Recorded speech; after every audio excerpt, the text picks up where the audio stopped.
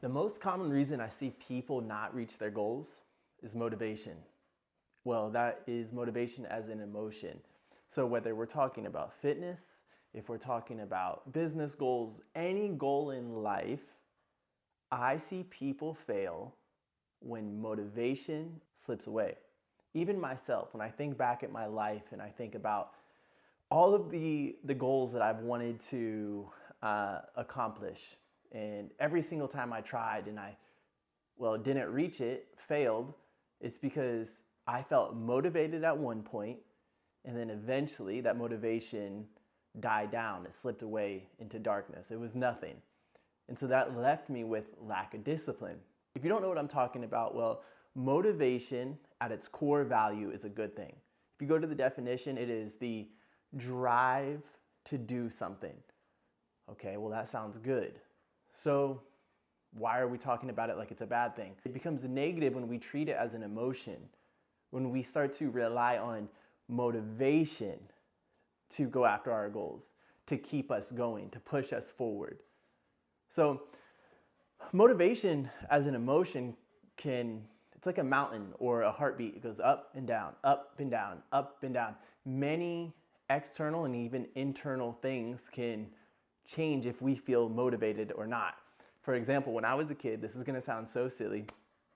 When I was a kid and I would watch anything with fighting, or let's say Common Day John Wick, as soon as I was done watching that or a spy movie, I'd be like, okay, I gotta go learn jiu-jitsu. I was influenced by an external factor, which made me feel for a short time motivated to go learn how to fight. Now, that was replicated in adult life, which is, okay, I see somebody on Instagram that's really fit as a dad, or I see somebody who has saved $1 million. Okay, I am influenced by external factors. Now I want to go do this thing. But when the go do this thing meets everyday life, because I've relied on motivation so much, I actually never accomplished the goal that I set forward. So let's think about it this way. Motivation, okay?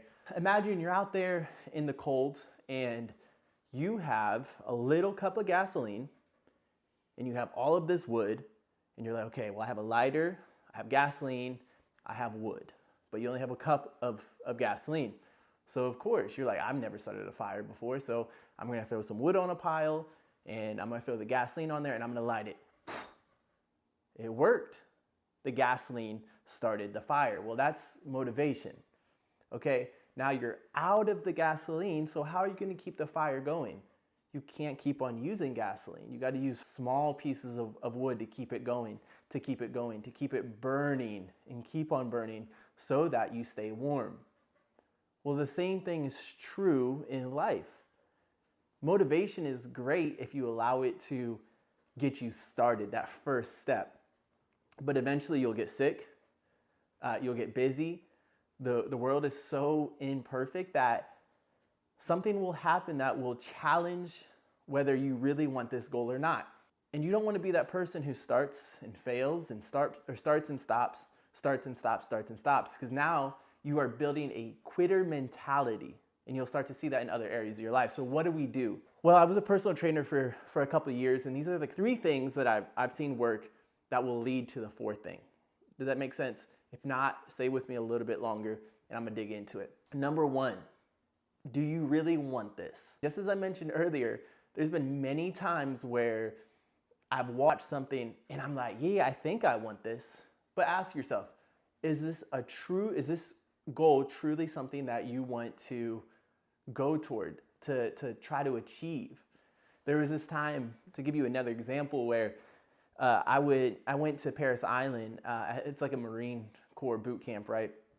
And I went there, and there was like 3 days. I watched somebody graduate boot camp, and you better believe, by the time I left, I went straight to the recruiter's office. And I was like, sign me up for this. Because while you're there, it's filled with so much emotion, so much hoorah, that I left feeling motivated. So I go to the recruiter's office, sign me up, blah, blah, blah, blah. They're like, great, I want you to come back.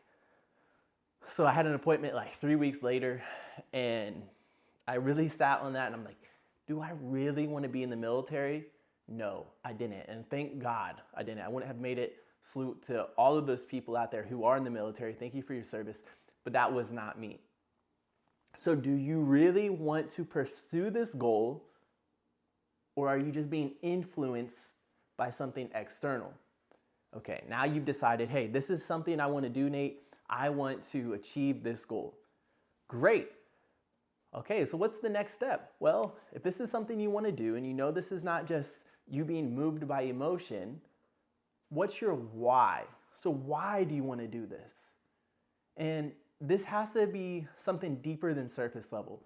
For example, with many of my clients, that is the first question I would ask them as they were getting into fitness. Why do you want to reach this goal? Oftentimes it was like, well, I just want abs. I want to look better on the beach. And all of those things are real and it's true. And yes, me too. I want to look good on the beach. I want to have abs, but that isn't what will get you through those times where you don't feel motivated. So what do? We got to take it a step deeper. So, okay, that's great, but why do you want to do this? Oh, well, my whole life, this is what they would say, like, I felt, just insecure my whole life, or I want to be there for my son. I want to be able to play with him for years and years and years. Or I'm a grandparent and I want to make sure I can live as long as possible. Now we're getting somewhere. That is why you want to do this. This is why it's so important for you to do this. The why is important because this is your engine. This is what keeps you going. This is what will allow your no to be stronger than your yes when you're being tempted. So what is your why? Number 3, every long-term goal needs, goals. All right, you can't go out there and just say, yeah, I just want to be fit. What does that even mean? Or, yeah, I just want to have a business. Yo, what type of business? What does it look like to succeed? So that's why you need these goals set up. And one of the best acronyms that I have used for my life personally and as a personal trainer, which is SMART goals. Okay, what does that mean? SMART goals. S, that stands for specific. B, specific. By the end of the year, I want to be 10% body fat. That's a great specific goal. All right, next is measurable. Is this goal measurable? Well, I want to be 10% body fat by the end of the year. 10%, that is measurable. You are now 20% and you want to be 10%. Lose the 10% of body fat by the end of the year.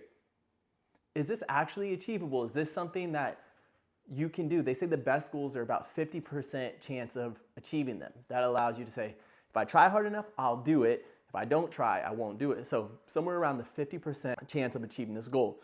All right, is losing 10% body fat within a year achievable? It absolutely is. Don't have something unrealistic like if you're 40% body fat and you want to lose 30% in 2 months. It's not achievable, at least not in a healthy way. All right, relatable. Does this goal fit your overall bigger idea of what the goal is? If you want to be healthier, does losing 10% body fat, is that relatable to being healthy? Yes, it is. And then lastly, which is time bound. All right, within a year, so you give yourself that goal, I'm going to reach it. This is important, you guys. This is one of the most important things because they say if you write down your goals, you're 52 or 56% more likely to actually achieve your goal if you write them down. So make sure you take time as you're thinking about these to actually have a plan in place. Lastly, this lands me at now being disciplined. Motivation says, I'm just gonna go do the thing without a goal, without a plan, without a system in place. Being disciplined is what will actually allow you to see yourself achieve that goal. To say, I don't feel like it, but I'm gonna show up anyway. Because once you say, okay, I'm disciplined, you're gonna show up no matter how you feel. This world really wants you to chase only your feelings, and they do have a place. They really, really do have a place, but they cannot be your compass. You have to show up day and day and day again. And sometimes it just is that simple. All right, I'm gonna do this. There is no other way I'm not gonna do this. I think one of the worst things people do is they give themselves an option when they're trying to reach their goals. And that was me. I have been married for like 4 years and I have not reached my goal because I gave myself an option. Am I going to eat this? No, I shouldn't. But deep down, I knew I would. So I'd give myself, take that option away, and that'll drive your discipline even further. And when you apply all of these, you're going to see yourself achieving your goal. Let me know which goals you have down here in the comments.